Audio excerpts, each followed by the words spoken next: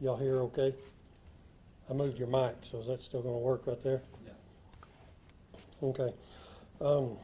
Y'all have already seen the affidavits that we did for those that we got arrested, so I'm not gonna go into any great detail on those. Okay, a lot of the press conference today was probably gonna cover a lot of those documents, that y'all have already covered, so I'm gonna briefly cover a few other things. So, in the early morning hours of August 16th, 2020, the Taylor County Sheriff's Office 911 dispatchers received several frantic calls about a shooting at a party on Fulweiler Road. Deputies, along with other agencies, responded to the scene. 19-year-old Megan Kirkland had been shot one time and was pronounced dead at that scene by Justice of the Peace Bobby Shea. This party was related to what is normally called a Snapchat party that took place on this property. When officers arrived on the scene, there were approximately 15 individuals that were still there. It was a very chaotic scene, and investigators initially learned there had been dozens of people at this party. During the investigation, approximately 150 people were identified as being at the party. Out of all those people, very few voluntarily came to the sheriff's office to offer up interviews and any information that they had. Most of the people at the party did not even know each other. Some of them came from as far away as Ranger, Texas, just to attend this Snapchat party. Investigators have gone to several other jurisdictions to interview people from the party, and I would like to personally thank those agencies for their help in accommodating our detectives while they conducted their interviews. Hundreds of man-hours have been put into this investigation, and in fact, this investigation is still ongoing. I'm not going to be able to go into any great details, specific details on the remainder of the investigation, because there will be further arrests that will be taking place over the next few weeks. We are working closely with the district attorney's office, and we'll release more information as the future arrests are done. I would also like to give out a very special thank you to the Kirkland family. They have been extremely supportive and patient in this investigation, and I hope we've been able to provide them with a little bit of closure so far, and knowing that this investigation is continuing and we're not going to stop till we get done and put everyone that is responsible in jail for this. So as y'all know, we've got several in custody. We've still got one with active warrant that's still out that we are still searching for, and so we can bring her to justice as well. So I'll try to answer any questions I can, but like I said, I'm going to be very vague. I do not want to jeopardize the integrity or any portion of this investigation. I want to be able to, for this investigation to go through as it needs to. Sheriff, I just got a text just moments ago. Okay. From Tessa Kirkland. Okay. And she said the following about your investigation. She said, because I asked her for a statement last night, and I didn't hear from her, so I obviously left it alone. So she wrote, "I feel like a giant house has been lifted. Ricky Bishop and his team are top notch. Now we wait for prosecution. God is good all the time." Your reaction to that? Like I said, I'm very thankful for the family being extremely patient with us and knowing that this has been a long and difficult investigation. Like I said, there were very few people that came to Megan's aid, basically, in helping us find out who did this. There was a lot of people that said they had information, including the news media, that refused to give us that information. And it was very disappointing in being able to get to where we need to be. We have finally gotten there, we believe, and we've got the right person in jail for what they've done. And I can't thank the family enough for being patient and as supportive as they have. I interviewed someone that was at the party, a young man, and he said that there was initially shots were fired, there was a fight, and then shots were fired again. Was that the scenario that happened at the party? There were multiple scenarios, there were multiple shots that were fired, yes. And of course, you know, 8 months investigation, sheriff interviewed 150 people several times. You had to go after those people. Correct. They wouldn't come voluntarily.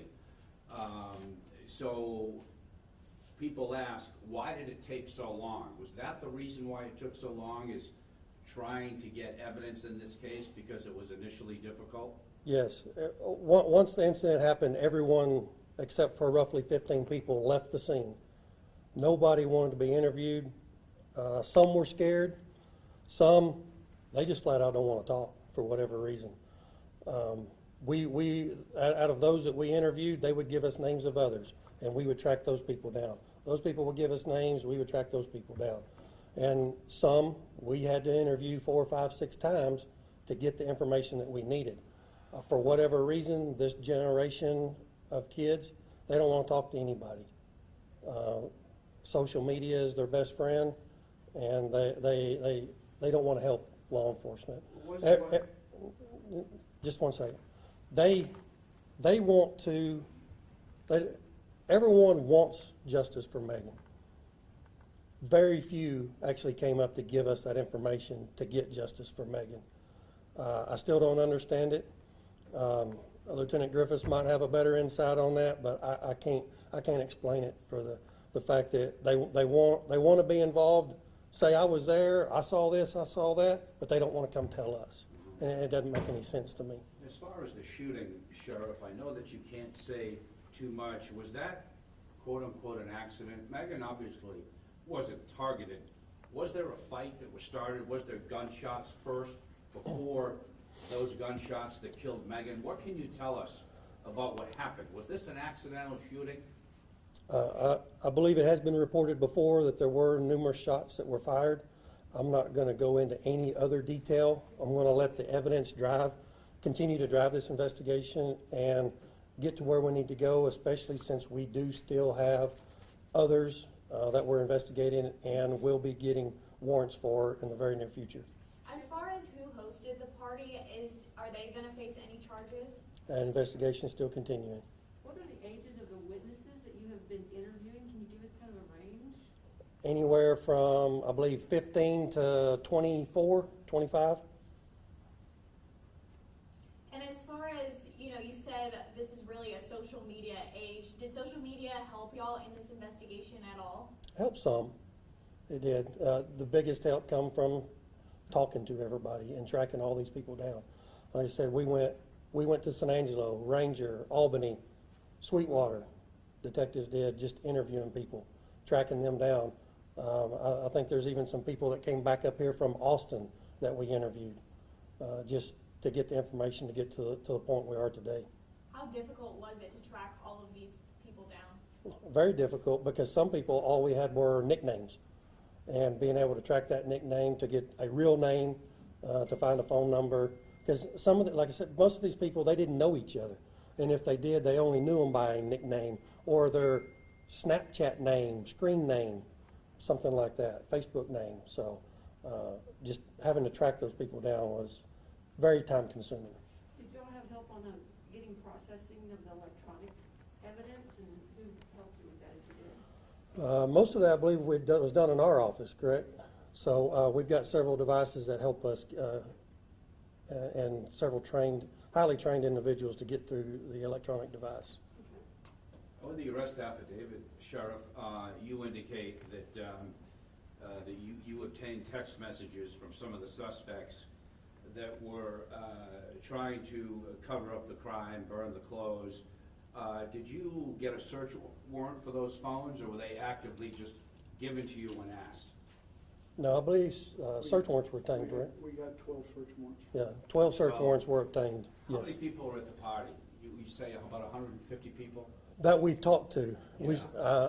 I still believe there's probably more than that were actually at the party that we still haven't been able to track down and talk to. The people that you excuse me, the people that you're looking for, would they be charged potentially with tampering with evidence? That is still pending. Did anybody No. Is there any way, Sheriff, we could, the last suspect, I forget her name, begins with a Y. Heidi Gutierrez? Is that the one that's still outstanding? Yes. Okay. Do you have could we get a picture of her later, maybe? And, I believe so. Okay. Can we get a picture of Heidi? I think we may have one somewhere. We'll get that sent to y'all. Sure, can you describe what the situation was at the party before the shooting? Did it start like at 7, at 10? What was going on at the party? Initially, I think there was a little pre-party in the very beginning of the day, afternoon, and then as invites on Snapchat grew, the amount of attendees grew, and was growing throughout the night until this incident happened. What exactly is a Snapchat party? Snapchat, basically, I think how it works, because I stay away from social media. You take a picture, you put words with it, and then send it out, and people can share that as it goes through. I don't think that it stays on very long or something, but it spread like wildfire, passing from one person to another, because you may take one, send it to her, well then she turns around and sends it to these three, well then they turn around and send it to 2 or 3 other people, and it just grows to where now you don't even know who the 20th person is that shows up, and it just keeps growing from there. Is there any way to know if the suspects were invited to the party or they just showed up? Personally invited? I don't think they were. What's the draw of this party? Was there live music? Was there? Just kids wanting to have a good time.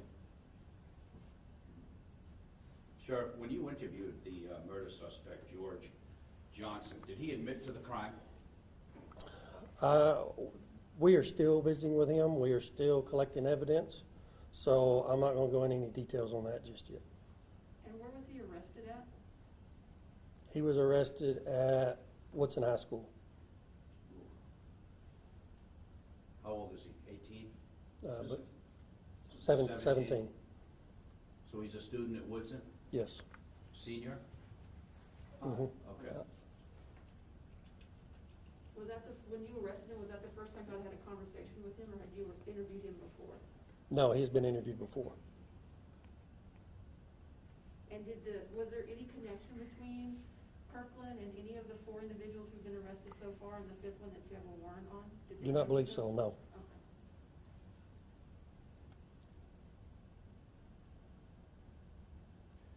You mentioned earlier you went to several different cities, and you say he was arrested at Woodson High School. The local Woodson? Yes. Or is it Woodson? Yeah, the one here in Abilene, yes. Just want to clear that up. Yep. So, And where were the other people arrested? at their home and work. Which one was arrested at work?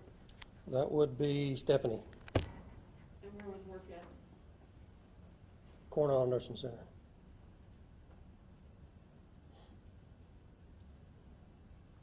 So, all right. All right, thank y'all.